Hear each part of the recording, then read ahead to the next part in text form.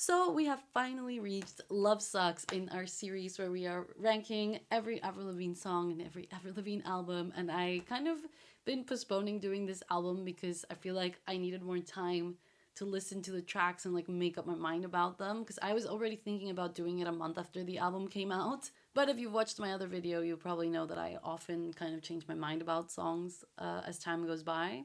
So I'll quickly introduce our tier list, which you might already know from previous videos. We start at the very top with It's So Beautiful, It Makes Me Wanna Cry, followed by That's Why I Smile, I Love It When You Hate Me, She's Like So Whatever, and I Won't Listen to You. I do want to reiterate that when I put songs in She's Like So Whatever, I don't actually mean that the songs are just like so whatever. I was just trying to have like a good build up of like, you know, it's so beautiful and like something to contrast it. So that's how I build that tier, so don't take it too personally. I know in some of my other videos some people were upset with how I ranked things. I love Avril and all her music, so this is just like a fun thing to do, to chat about the songs, and obviously sometimes we have songs that we like more than others. So just wanted to be clear that I'm not trying to like trash talk any of the songs. I just want to like discuss them and share my opinions, and I would love to hear yours as well. In this tier, we're also going to try to put them from best to worst. Again, that's just going to be my personal opinion, but I'd love to hear your thoughts. And I can be quite chatty, so I'm just going to get right into it because I don't want this video to be so long. Apparently, this album received such good reviews that it has been like labeled Avril's best album, which to me is kind of crazy. Like, I like this album, but would I say it's her best album yet? Probably not, but I guess we're about to find out. Apparently, everything started back in 2020 when Avril still didn't have management, but she began working on some music directly with Travis Barker, and the first song that they wrote was F.U. For some reason, I swear I saw an interview where she said Love Sux was the first track that she wrote, but this is Wikipedia and I am not one to argue with Wikipedia. That same month, Mudson introduced Avril to John Feldman, musician, songwriter, singer, and record producer. He has worked with many great artists, among them Blink-182, my favorite band, Good Charlotte, Panic at the Disco, The Cab, All Time Low. In November, Avril Lavigne signed with Travis Barker's record label DTA Records. This album has 3 collaborations, which is the most collaborations we've seen from any Avril Lavigne album. We have one with Black Bear, one with Machine Gun Kelly, and of course the amazing Mark Hoppus. Basically, every song in this album was co-written by Mudson and John Feldman, except for F.U., Dare to Love Me, and Break of a Heartache. And Mod produced every track on the album with Feldman and sometimes together with Travis Barker. So with the background all set, let's dive right into the actual songs. We're starting off strong with Cannonball. I absolutely love this track as the opening track of the album, and I remember when I first heard it just thinking like, this is a really good tour opening song, so I hope she uses it for that, and we have seen that that's what she's done, which is great. Like it has like this like angsty, edgy sound to it, which is just perfect to set the mood for this whole album. The woes in the bridge of this song totally remind me of something like Ride Out of California from Blink-182. So that whole album was also produced and I think probably co-written by John Feldman as well. So I think that influence is shown a lot, not just in this track actually, in a lot of the tracks of this album. I feel like in this track, the chorus doesn't carry the storyline of the verse very well. And I think I like the verses way more than I actually like the chorus. But as a whole, I do love the song and I love the energy. And so we're gonna start off strong, going right into It's So Beautiful. Now we're moving on to Boys Lie, the song featuring MGK. I honestly love the dynamics of the song. I love how they're having like a conversation with each other. I love the bridge where like it's almost like an argument. When I first heard the song, I wasn't really having it, but upon listening to it a few more times, it like really grew on me, that now it's like one of my favorite tracks on the album. I think just with the La La Las, I felt like this song was trying to be aggressive, but then it had this like playful element, and I don't know, I wasn't really having it at first, but as I said, it really grew on me, and so I'm gonna also put it all the way at the top, and we're gonna keep it after Cannonball because I think I like Cannonball more. So let's move on to Bite Me. That was the first single of this album, the first kind of like taste we got of it, and I actually made a whole video talking about the song when it came out. And the gist of it was that I really liked it, except for some of like the lyrical parts of it. For example, this whole "You're gonna wish I was your wifey" lyric just doesn't resonate with me very much. I'm just not the type of person who uses the word wifey, so when I hear it in the song, I feel like it's such a strong song, but then it gets pulled back by that lyric. Obviously, that's again something like super personal, and I still listen to the song anyway. So it's actually grown on me way more now than when the like song originally came out. Also, did you guys know that this song was also written by Marshmello and Omer Fedi? We got a music video for this song featuring Travis Barker. The video was kind of weird, like it was interesting. I like the energy and the style of the video. It was definitely better than I Love It When You Hate Me, so I'm not even gonna get started on that right now. But I feel like I never really understood what was going on with like the guys in the tutus, but I really loved how it looked aesthetically, and I loved the scenes with the yellow hammer. So I'm gonna put this one actually in That's Why I Smile, because like I said, I do really like this song, but I think there's still things in it that are just not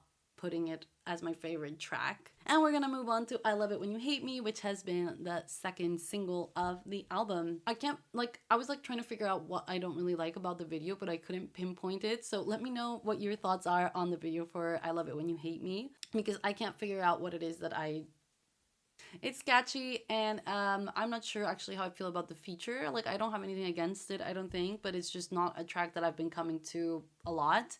So I don't want to give a strong opinion on it when I don't really have it. So, I'm kind of used to letting people down at this point, so I'm not really shy to say that for me, this is a She's Like So Whatever track.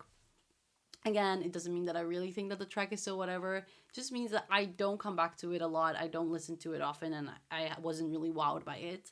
And now we're at the title track, Love Sux. And first of all, let me start off by saying, are we having fun yet? Is this a throw to Nickelback songs How You Remind Me? Is she throwing shade at Chad Kroeger? Is she talking about him? Or is it just like a complete coincidence that she starts off the song with that same lyric? Because I think that since Chad, she's probably dated other people between that and this album. But maybe when she was working on this album, she was just looking back to all previous heartbreaks to write about heartbreak.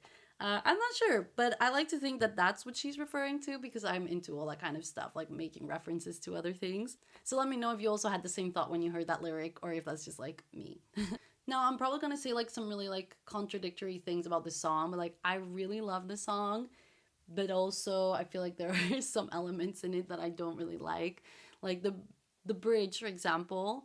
I really love Maud's vocals on there. I think it sounds amazing, but I don't really like the lyric, let's play a game of tic-tac-toe. I'm gonna go and make my exes say, oh. Like, it's catchy and it's fun, and that's kind of what this album is supposed to be all about, of course. But that's kind of also why I wouldn't rank it as, like, one of her best songs. Although, when you put it like that, it's like, okay, when you're ranking things, what are you thinking about? Like, what's your criteria for it? And that's also why at the beginning I was saying not to take the rankings harshly on the names, because I do really like the song, but I just wouldn't say that this is one of her best songs. So for me, this is kind of like an I Love It When You Hate Me track, probably more towards the That's Why I Smile, but I feel like, so that's where I'm gonna put it. I actually wonder why Maud didn't do a full-on feature for any of these songs. I think that would have been really cool, because I really like Flames. Like, for me, Flames would have been somewhere at the top of this tier list, actually.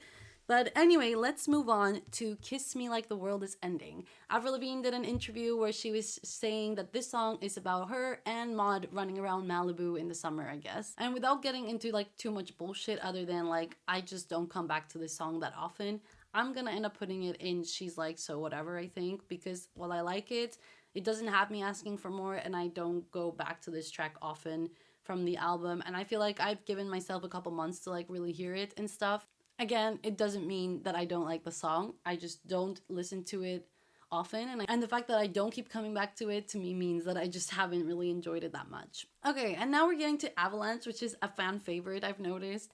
And I think when it comes to fan favorites, we've all seen a pattern with me and how I respond to fan favorite songs. Hello, darkness, my old friend. And so obviously this is gonna have to go down here. Just kidding. I'm actually completely joking about that. I'm actually gonna put this track in I Love It When You Hate Me after Love Sux, because I do like the track, but it's not, I don't know. People hype it up a lot, and for me it just doesn't evolve as much as I wish that it had. I think it had a lot of potential to become even more emotional or expand on the message, but it just doesn't go there, and that's the only reason why I wouldn't put it further up. Like, if we're talking about emotional Avril Lavigne songs, she has other ones that I think are way better, but I do still really enjoy this song, especially the build-up that it has, but I just wish there was more to it. And with that, let's move on to Deja Vu.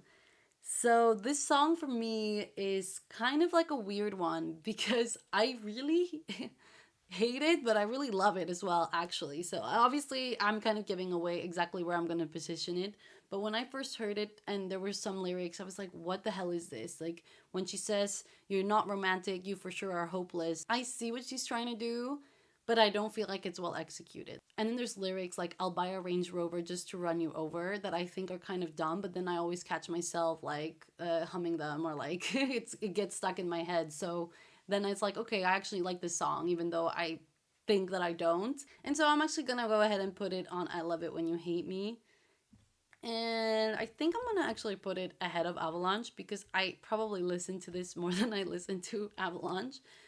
Because it's easier to get away with an upbeat song not having lyrical depth than a song that's more emotional, not having as much depth as you would want it. Because obviously when you're listening to this upbeat song, most of the time you're in it just for the fun, the kicks and the giggles.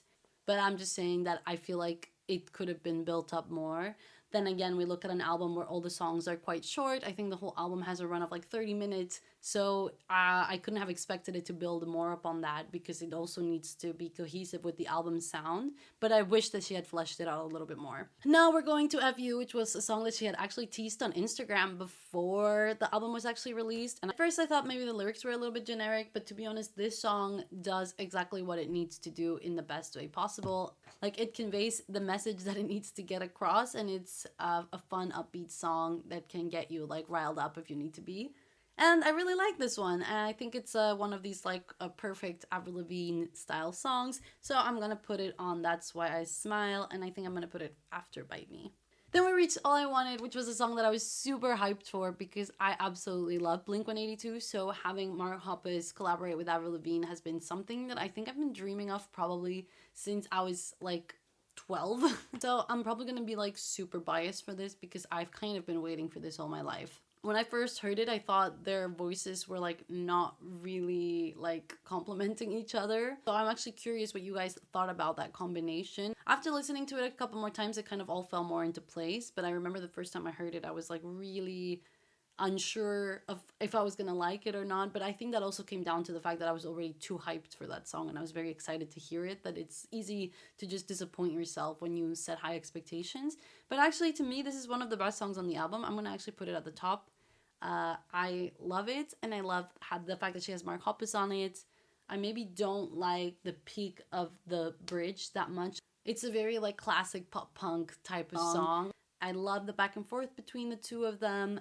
I also like that they included things like "The City That Never Loved You, the Town I Always Hated," because these are just like typical pop punk elements, and I think it's funny to see that being put into the song. Like I feel like that could go both ways, right? Like you could listen to that and be like, why did they do that? But I kind of like that they did that.